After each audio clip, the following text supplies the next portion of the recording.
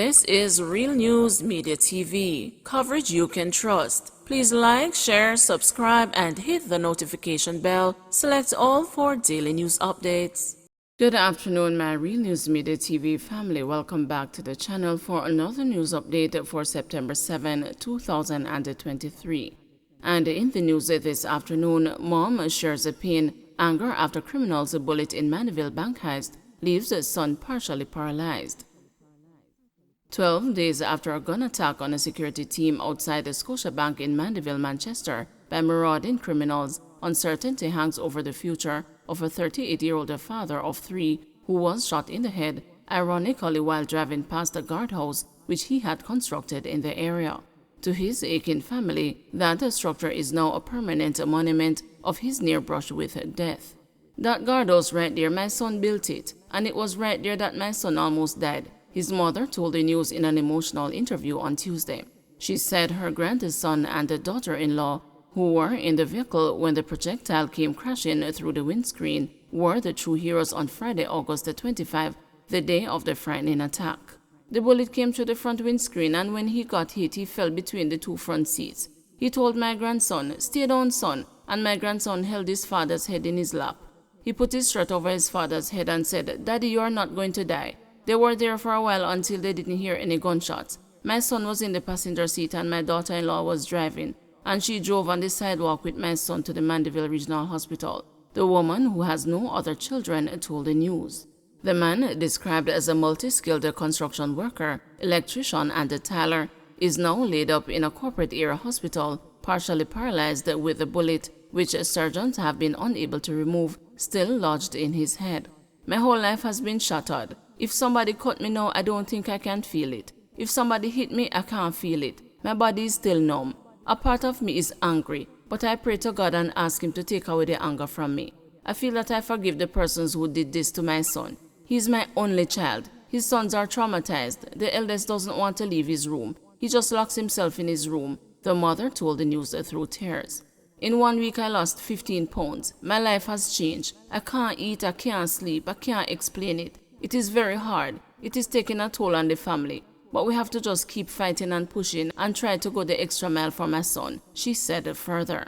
The woman, who said she has been alternating visits with her son's common-law wife, as only one individual is allowed to visit each time, shared that her son, who is able to speak, has found a new faith in God since the incident.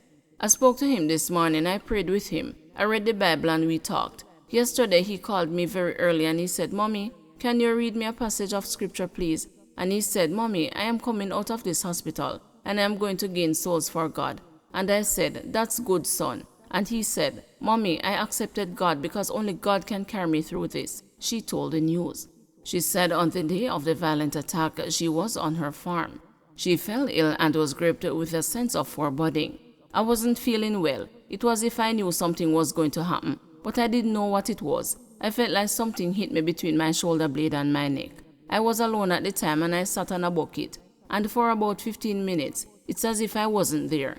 And then when I came back to, I said, 'God, what is happening?'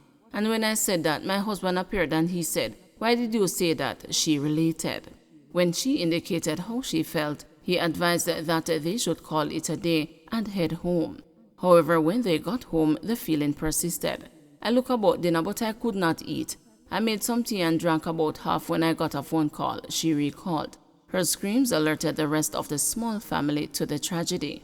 'I felt like my whole body got numb. My husband called a taxi and we went to the hospital. When we went there, I saw my grandson. His shirt was soaked in his father's blood. I was screaming and telling people, just let me see my child. He's my only child. And they said he went to Kingston,' she recalled. She said, but for a woman who told her that her son was still at that hospital, she would have ordered the taxi driver to head to Kingston. Later, a doctor came and said, 'Where is the mother?' And she pulled me into a room. She said, 'Your son is still talking, which is good.' After a while, they took me to the room where he was. It was as if my feet were going under. He said, 'Mommy, I love you.' He called for his stepfather, who he calls Dad, and he said, 'Daddy, I love you.' And they talked for a while and then he called for his oldest son. And he said, 'Remember now, you're the biggest one. You have to take care of the 2 smallest ones. And remember, I love you,' the mother shared. No, she said the family is still awaiting details from the operating team who worked on her son. They make daily trips to the hospital, which can cost as much as $20,000 via taxi. We can only see our patient for 1 hour per day. 2 people cannot go in on the ward at the same time. It puts a strain on us because we have to look after him and turn him, but only 1 person can go in at a time. Something needs to change in the hospital system, the mother told the news, adding that because she is unfamiliar with the corporate area, she is forced to charter a taxi each time she visits her son. One side of him paralyzed. I can only pray to God. When I go to Kingston, nobody gives us any form of information. I haven't seen a doctor until now. Just this morning, my daughter-in-law called and said she asked to speak to a doctor, and he said my son responded well to the medication. He said they're trying now to give him some physio to see if he will move his right side, which is paralyzed, and after that they will transfer him, she said through tears, noting that her son now requires diapers.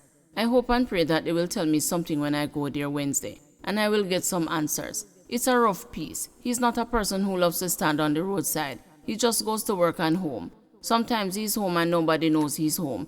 As you see him, you'll see a smile. It's hard, but I can only leave it up to God, she said. Later last month, detectives disclosed that a woman is among 4 who have been arrested in connection with the robbery. The Manchester-born man is among 5 bystanders who the police say were injured during the heist. Policeman accused of helping prisoner to escape remanded. A police corporal accused of assisting a prisoner to escape from police lockup was on Wednesday remanded as he awaits a bail application in the Kingston and the St. Andrew Parish Court on Friday. Corporal Ricardo Rose was recently arrested and charged with misconduct in a public office and aiding and abetting escape in custody.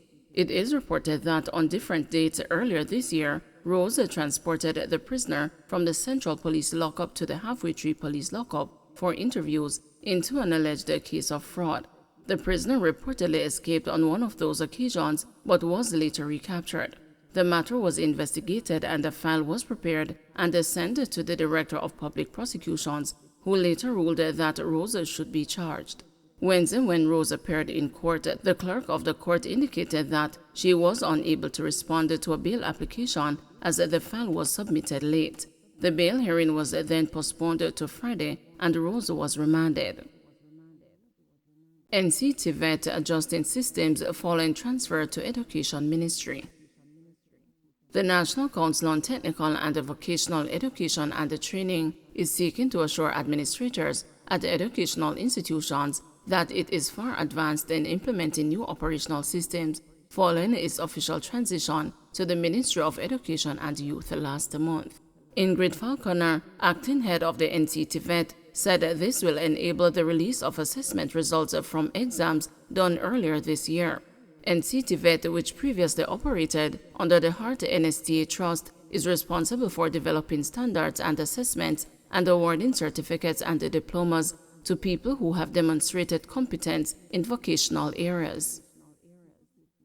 Don't forget to like, share, subscribe, and hit the notification bell. Select all for daily news updates.